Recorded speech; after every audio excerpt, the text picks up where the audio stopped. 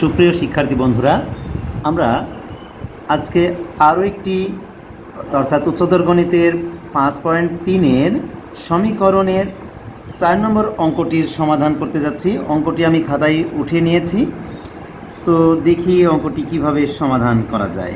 এখানে দেখতে পাচ্ছি √3x+5 ইকুয়াল √3 এই অঙ্কটি সমাধানের জন্য আমাদের একই ধরনের বেস তৈরি করার চেষ্টা করব। তো ঠিক আছে, আমরা আগাই। আমরা জানি যে এই রুট বলতে বোঝায় পাওয়ার হাফ, এইটাই আমরা ব্যবহার করছি। তাহলে এখানে 3 power half power x+5 equal cube root, এটা আমরা করতে পারি 1/3 পাওয়ার x+5। তো আমরা জানি যদি এরকম হয় a⁴m × n ইকুয়াল আমরা লিখতে পারি এটা কিন্তু a⁴mn, অর্থাৎ পাওয়ার গুণ হয়ে যায়। এখানে আমরা দেখতে পাচ্ছি 3 পাওয়ার হাফ, বাইরে আছে x+5, তাহলে এই দুইটা যদি গুণ হয় আমরা লিখতে পারি (2/x+5) ইকুয়াল, ঠিক ডান পক্ষেও একই রকম, এটার সাথে এটা গুণ, তাহলে 3/2x+5।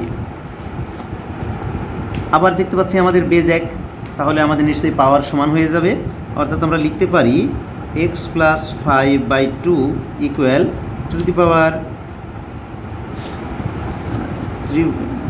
2x+5। এখন আমাদের আর গুণন করে এর সমস্যার সমাধান করতে পারি। আমি দেখতে পাচ্ছি এই পাশে হরে আছে 3, এখানে আছে x1 একটি x, তাহলে 3x হয়। এই পাশে 2 আছে, এই পাশের যদি 2 দিয়ে গুণ করি 4x হয়। আমাদের সবসময় খেয়াল রাখতে হয় যে পাশে x এর সংখ্যা বেশি হবে সেটা আগে গুণ করে লিখলে আমাদের জন্য সুবিধা হবে।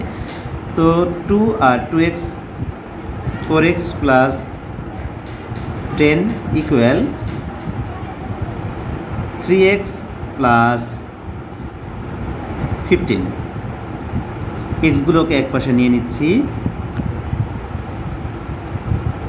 15 - 10, অতএব x = 5 অ্যান্সার। ধন্যবাদ সকলকে।